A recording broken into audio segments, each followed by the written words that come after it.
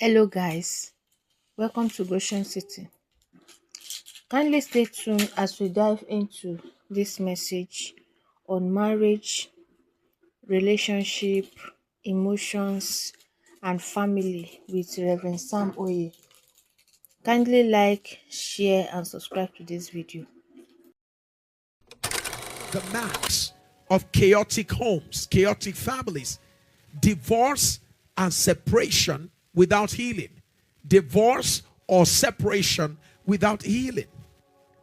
Parents separate, but children always carry the wounds for years. Your parents separated, but you who are the victim, you who is the victim, was not taken through any therapy. You were not taken through any counseling session. They did what they want to do without a recourse to how you feel. When they were going to separate, when they were going to have a divorce, they didn't think about you. When they had it, you also was not you were not considered. How you felt was not an issue. On the contrary, you are now the one who is going to suffer the consequence for their choices, because daddy will call you. Whenever daddy has an opportunity to talk to you, daddy's going to fuel you up with all the bad stuff he has concerning your mom. And then your mother too gets the time to talk with you. Your mother too pumps all kinds of stuff into you. And so here you are. You have not yet healed from the trauma of their divorce, from the trauma of going to school and seeing children with their father and mother during end of term events or during special events. You see children come with both fathers and mothers, but you are the only one who doesn't either have daddy or mommy there, or there's only daddy, or daddy comes at this time and mommy comes at her own time. And your classmates are left to wonder, what kind of family is this? And you live with that. You live with that reality. You're facing it. You're dealing with it. So you had the trauma first that daddy and mommy went apart. And then you have the trauma of having to deal with your classmates, your school life. And now you have to deal with the trauma of daddy and mommy always having you as the person they talk to about one another. How your father damages your mom before you and your mother damages your father before you. Somebody said, true, sir, we were damaged. Rev, this is truly my case. My pattern can shot at you as if you are a human being. If she gets angry, that comes out of her mouth. That's what comes out of her mouth. It really tired everything now. I'm tired of everything now. We're talking about real stuff here. We're saying that some of us come from homes where dad and mom were separated, dad and mom were divorced, but we were not taking, our emotional health was not given attention to. They blamed themselves in our very presence. We were wounded by what happened to them. And then they will also wound us by talking to us about themselves. And we grew up like that. Some of us have grown up to become adults who are married. And throughout, you've never thought of a moment in your life where you healed from what happened with your dad. And you have no idea how it is affecting you today in your relationship and in your marriage. A lady said to me, she said, Reverend Sam, she noted, her husband noted something. Listen to this.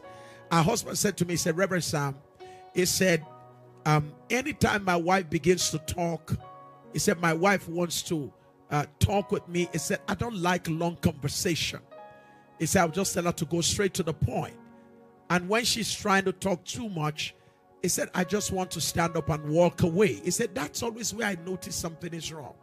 He said, every time he tries to stand up to run away, to walk away, the wife will grab him. And the wife will begin to shout. And he said at that moment, he began to wonder what exactly is wrong with this woman. And he decided because of that, he said he doesn't want this kind of trouble. And he decided because of that to walk out of the family for 2 years. Eventually, he got to see me. And then we got talking. And when we started talking, I said I wanted to talk with the wife. And I said, can you tell me about your childhood? Guess what she said? She said her father walked out of her life at the age of 5. Her mother, who was supposed to carry her along, also walked out of her life and walked into the house of a man at that very age. So she was left to be cared for by her grandmother. So she became exposed to abandonment, and nobody attended to that wound of abandonment that she experienced at a very tender age. Unfortunately for the husband always wants to walk away. Now, that is his own conflict resolution style, avoidance.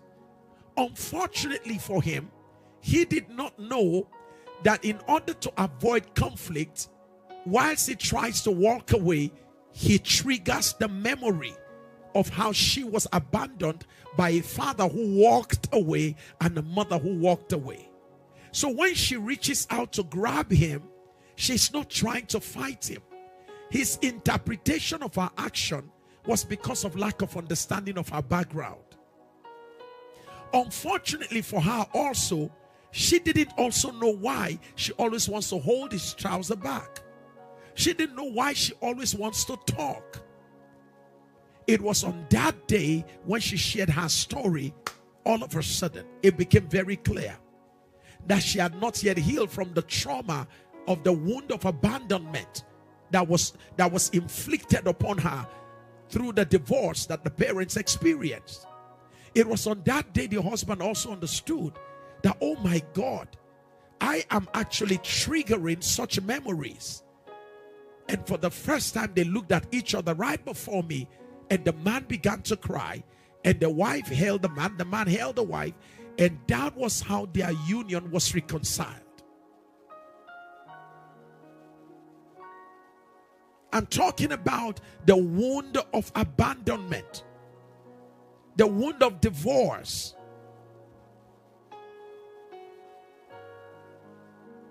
Divorce can end a marriage, but the wound of divorce can continue for generations.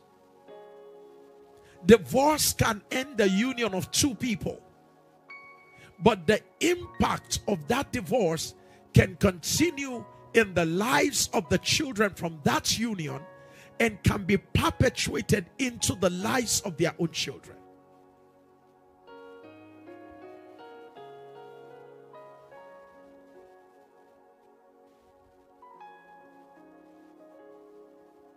Somebody said on top of the trauma of divorced parents often offload their own wahala on top of the child's head, and then there's a society to deal with. Such tender hearts get wounded until they are hard.